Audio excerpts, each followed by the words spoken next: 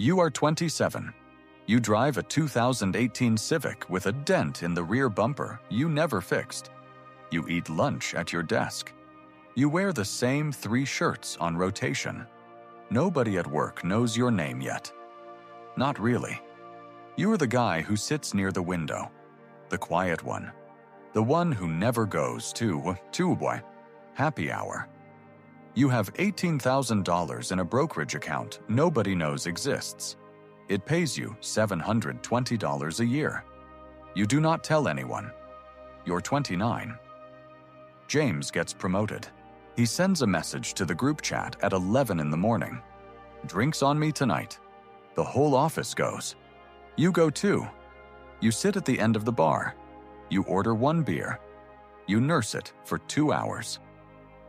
James buys a round for 12 people. He puts it on a card that charges him 24% interest. You watch him do it. His face is bright. His eyes are easy.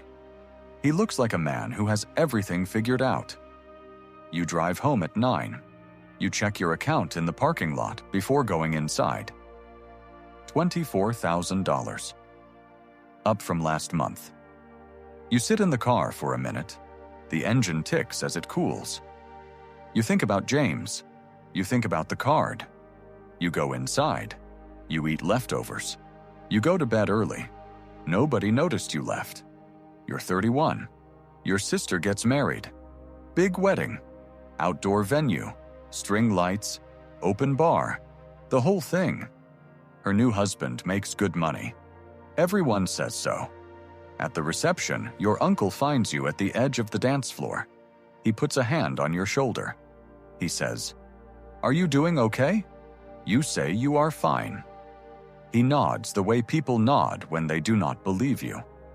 He says, "You know it is okay to ask for help. You are family." You smile. You thank him. You walk to the bar and order water. You have $61,000 in the account. It paid you $2,440 last year. Your electric bill for 14 months covered by money you never touched. Your uncle spends the rest of the night telling your cousin about a real estate opportunity he found on Facebook. You dance with your mother at 10 p.m. You drive home before midnight. You do not think about your uncle again. You're 33. A woman at the office named Claire starts talking to you. Not flirting. Curious. She says she has noticed you never seem stressed. She says everyone else is always stressed. She asks what your secret is. You say you sleep well. She laughs. She says she has $14,000 in credit card debt and cannot remember the last time she slept well. She says it like a joke. It is not a joke. You can tell by the way she looks away after she says it. You say nothing useful. You say something about budgeting apps. She nods. She goes back to her desk. That night, you run the numbers. $85,000 in the account. $3,400 a year in dividends. Your groceries for 11 months. Every egg. Every bag of coffee. Every chicken breast for almost a full year paid by money that grew while you slept. You think about Claire. You think about the $14,000. You think about what that costs her every month in interest alone. You say nothing to anyone. You are 35. James gets laid off. The company cuts his whole division on a Wednesday. You hear about it from someone in accounting. You text him that afternoon. He responds 3 days later. He says he is fine. He says he has leads. You can read between the lines. He has a mortgage, a lease on the BMW, a wife who works part-time, and maybe 2 months before it gets bad. You have $130,000 in the account. You could stop working tomorrow and survive for years without touching the principal. You do not stop working. You show up Thursday. You sit near the window. You eat lunch at your desk. You wear one of your 3 shirts. Nobody suspects a thing. You are 37. Your mother asks you at Sunday dinner when you're going to buy a house. Your aunt agrees. Your cousin just bought a place. 4 bedrooms. New construction. She says the mortgage is a lot, but it is an investment. You nod. You pass the bread. You say, maybe soon. You have $190,000 in the account. It pays you $7,600 a year. Your rent covered. Your car insurance. Your phone bill. Your groceries. The basic shape of your life paid without you lifting a finger. You do not own a house. You do not have a mortgage. You do not owe anyone anything. Your cousin's investment has a $2,800 monthly payment for the next 28 years. You eat your dinner. You help clear the table. You drive home in the Civic. The dent is still there. You never got around to fixing it. You are 39. Something shifts, not in the account, in you.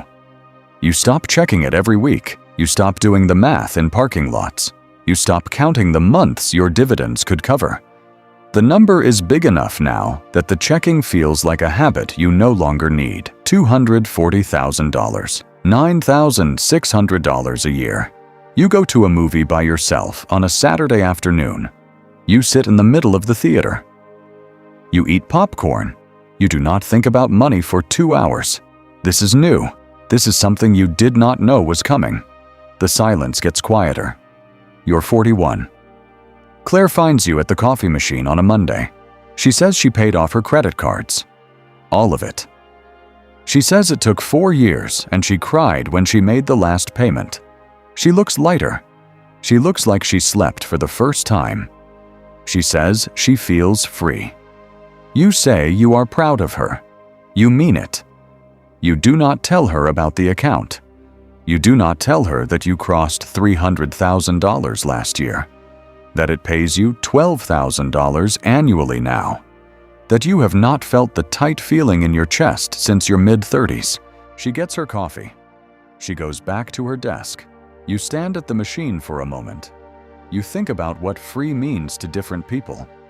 You think about the version of you at 27, eating leftovers, checking a number in a parking lot, sure that nobody saw you.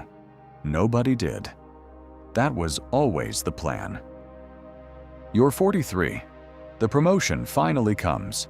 Not because you chased it, because 3 people above you left and someone had to move up, and you were still there, steady, quiet, the one who never seemed to need anything. Your salary goes up $18,000. You invest every dollar of the raise.